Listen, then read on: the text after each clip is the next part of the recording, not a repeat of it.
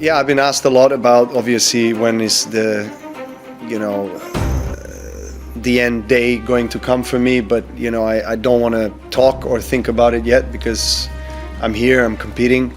Oh boy, the plot thickens because the tennis establishment has been desperately trying to force Novak Djokovic into a polite retirement, but he is refusing the script, turning their own premature obituaries into psychological fuel to wage a brutal, multi-front war against the future. The contract right here is that everyone thinks the generational shift is a done deal, reportedly terrified by what they've seen from the young kings. But Djokovic is quietly proving that the end of his dominance does not mean the end of his danger, and he is doing it by weaponizing every single piece of disrespect thrown his way. If you want the real story of how a fading king turns the media's doubt into an architectural master plan for survival, hit subscribe, because this breakdown exposes the hidden mental warfare behind the end of an era. The disrespect started getting incredibly loud around the Australian Open 2026, with experts insisting the 38-year-old's body was finally failing under the weight of the modern tour. Djokovic's serve, as his career has gone on, has become one of the greatest serves of all time if you look at the cold numbers. The commentary class looked at his uneven matches, his age, and his physical struggles, and decided the end had basically arrived. Commentators Jim Courier and Tim Henman had raised questions after his match against Musetti, doubting whether his current level was high enough for a semi-final against a prime Jannik Sinner. But former player Nicolas Escudé delivered the ultimate violation, claiming bluntly, "I don't see Djokovic winning another Grand Slam. He's in decline," pushing the logic further by saying there are players ahead of him now and that age brings physical problems that wear you down. That is the kind of quote most veterans ignore to protect their peace, but Djokovic treats it like a blood oath. He carried that exact sentiment into his Australian Open semi-final against Sinner, a match where the defending young champion took the first set 6-3, dropped the second, and then took the third 6-4 to lead 2-1. The level of intensity and I guess the quality of tennis was extremely high, and I knew that was the only way for me to have a chance to win tonight against him. That was the kill zone, the moment the new generation is supposed to finish the old king, especially a player like Sinner who attacks your rhythm, your spacing, and your second serve with relentless depth and timing pressure. But then, out of nowhere, Djokovic dragged Sinner into a 4-hour, 5-set nightmare, making the last phase of the match heavier than the first, turning the fourth set into a brutal mental tax, and finally edging him 3-6, 6-3, 4-6, 6-4, 6-4. And this is where the first receipt gets cashed, because after surviving that physical war, Djokovic did not just celebrate a win, he stood at the microphone, stated, "I never stopped believing in myself," and dragged the critics into the light. There's a lot of people that doubt me, and I see there's a lot of experts all of a sudden that wanted to retire me or have retired me many times the last couple of years, but He said, "There's a lot of people that doubt me. I see there is a lot of experts all of a sudden that wanted to retire me or have retired me many times the last couple of years. They gave me motivation to prove them wrong, which I have tonight." I want to thank them all because they gave me strength, they gave me motivation to prove them wrong.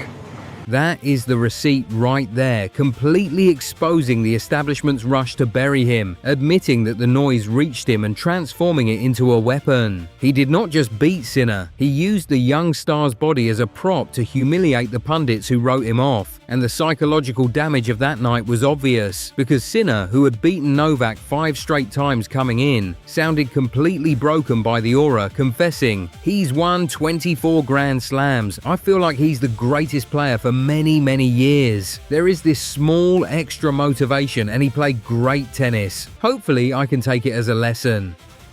Surprised not, because I feel like, he's the greatest player, for many, many years, and That line is dangerous. When a young champion who already knows how to beat you tactically still talks about taking a lesson from the master, it reveals that the locker room still fears the ghost of what Djokovic represents. Sinner had even previously called him the best player in the history of our sport after beating him in straight sets at the 2025 French Open, proving the tactical puzzle might be solved, but the mental puzzle remains suffocating. But then the second loop opens because beating Sinner is only half the problem now. now, and the tennis ecosystem knows it. Less than 48 hours after surviving Sinner, Djokovic had to face Carlos Alcaraz in the Melbourne final, and that is a completely different tennis problem. Djokovic took the first set 6-2, making it look like the old fortress was still standing, but the 22-year-old completely adjusted, changed the rhythm, stretched the court, and neutralized him 2-6, 6-2, 6-3, 7-5. What he's doing is inspiring.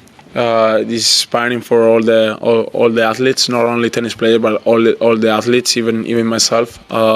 Claiming the career Grand Slam and shattering Novak's perfect 10-0 record in Australian Open finals. This is the multi-directional war, the sacred violation against Djokovic's old dominance. Sinner suffocates you with baseline depth, and Alcaraz drowns you in chaos with legs, explosive forehands, net rushes, and improvisational defense. Analyst Matt Roberts crystallized this new nightmare, stating that the days of Djokovic beating both Alcaraz and Sinner in best-of-5 matches have gone. That is a surgical strike at his legacy, not saying he is bad, but insisting the dual mountain climb is officially impossible in his late 30s because the conditions required are getting too brutal. And Tony Nadal piled on the disrespect, arguing that biology and recovery lag had finally caught up to the Serbian. Tony claimed that younger players do not just beat you with talent, they beat you with freshness and the ability to suffer on Monday and still feel dangerous on Wednesday. Rumour has it that behind the scenes, stakeholders were whispering that Djokovic's team knew the physical cost was becoming unsustainable. But Djokovic refused to let Tony dictate the timeline. Instead of denying his age, Djokovic found a loophole in the logic, pointing directly at older veterans still on the tour to reframe what modern tennis age actually means. Right now, it's all business. I still have to recover. I'm still in the tournament and I have the best player in the world. He said, Monfils is 1 year older than me, Wawrinka 2, so I think I have at least 2 more years left to play. That is a ruthless counterpunch. He is looking at Tony Nadal's biological truth and laughing, using Wawrinka's stubbornness as a warrior who has taken punishment and Monfils' elasticity as an entertainer as living proof that the expiry date on a modern tennis career has moved. If those guys can still fight at 40 and 41, the greatest body manager in tennis history is promising he can stretch a career beyond what older generations treated as normal. Gluten and dairy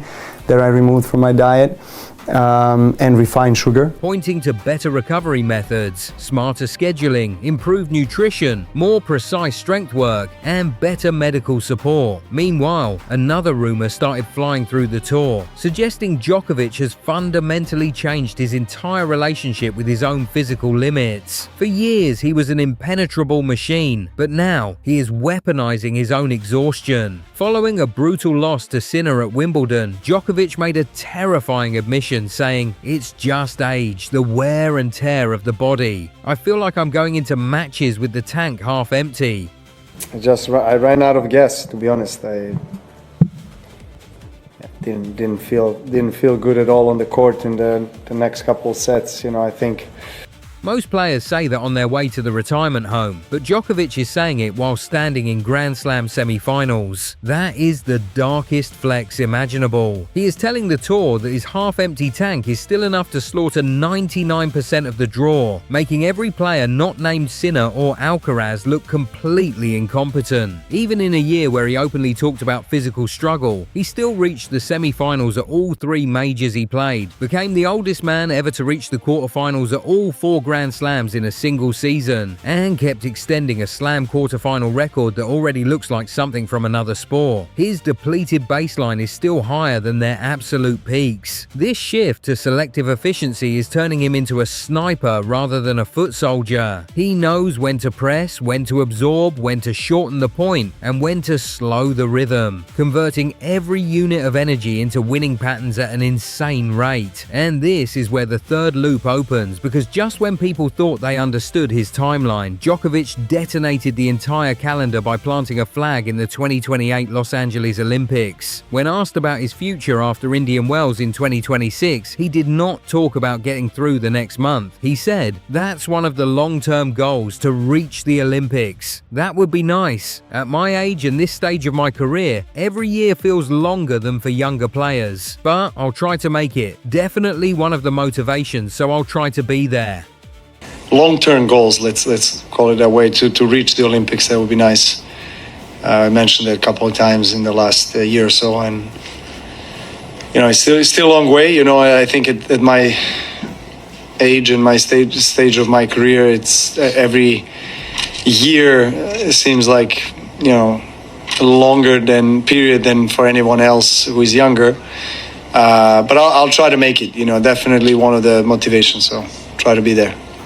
That is an architectural promise of destruction. He is openly acknowledging the pain of aging while locking in a target that requires him to stay elite at 41 years old. He already won the gold in Paris, so this is not about completing a resume. This is about refusing to let the sport host a coronation for the new kings without him lingering in the shadows like a loaded gun. He even told interviewers that defending his Olympic singles title in LA is the only thing that occupies his professional mind. The pundits want to talk about 2026 as his farewell tour, but he is forcing them to recalculate their math all the way to 2028, telling the tennis world that they can discuss his decline after every loss if they want, but he is operating on a timeline they did not approve and cannot control. The reaction from the locker room is reportedly pure anxiety, because if he is pacing himself for LA, it means he is nowhere near surrendering his territory. And no territory is more violently contested right now than centre court at Wimbledon. Alcaraz beat him there in a 5-set classic in 2023, and then demolished him 6-2, 6-2, 7-6 in a rare straight sets mauling in the 2024 final. Then Sinner dismissed him 6-3, 6-3, 6-4 in the 2025 semi-final, taking away his final streak and handing him his first absence from a Wimbledon final since 2017. The media wrote the obituary again, handing the grass keys to the kids, treating the 8th Wimbledon title as a ghost, and pretending the throne was vacant. But Djokovic stomped on that narrative immediately, firing back after the 2025 loss. "I'm not planning to finish my Wimbledon career today. I'm planning to come back definitely at least one more time, play on centre court for sure."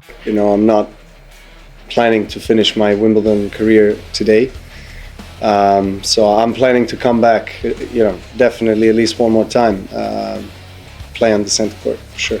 That is territorial aggression. He is tied with Federer at 7 titles, chasing that 8th crown, and telling Sinner and Alcaraz that they do not get to rule Wimbledon in peace. They have to physically evict him every single year. If he keeps returning, if he keeps reaching the second week, if he keeps standing in their path, then every match against him carries the weight of eviction. Meaning they are not just trying to beat a 39-year-old, they are trying to convince the sport that the old king no longer has a claim. And chatter inside the tennis world suggests this singular obsession has birthed the most dangerous version of Novak yet, the slam-only assassin. He is barely playing regular tour events, sacrificing his ranking, and arriving at majors cold, skipping tournaments like Queens and Halle entirely. By conventional logic, that should be suicide for a 39-year-old whose body is described as being at the limit. But then Wimbledon 2026 happened, and he delivered a masterclass that made the whole decline narrative look pathetic.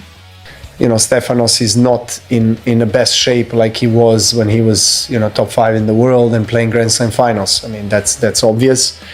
Yeah, today I think I raised my level and he probably, didn't play as well as he can. So, I mean, that was enough for a straight set win.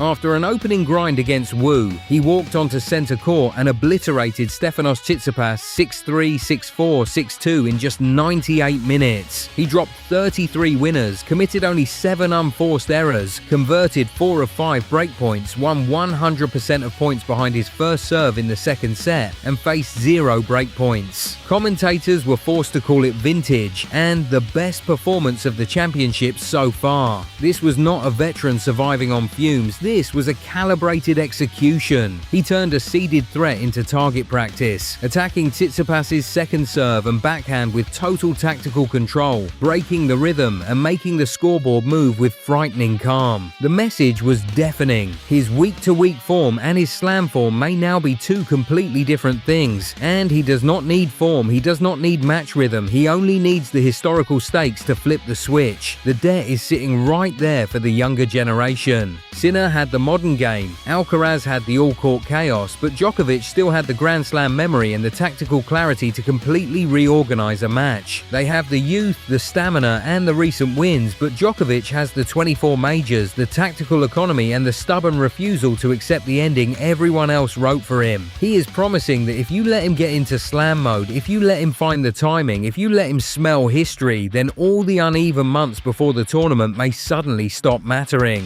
So when the next major final arrives and the tank is supposedly half empty, will Sinner and Alcaraz finally close the door on the old master? Or will the Selective sniper from Serbia drag them into deep waters and collect one last terrifying receipt on his way to Los Angeles? Check out this deep dive into the hidden locker room panic about Djokovic's LA 2028 master plan, because this multi-directional war is not even close to over. Look, I know that when I'm healthy, when I'm, able to put all the pieces of the puzzle together on a given day, I feel like I can beat anybody. And if I don't have that self-belief and confidence in myself, I wouldn't be here definitely sitting and talking to you guys or competing. So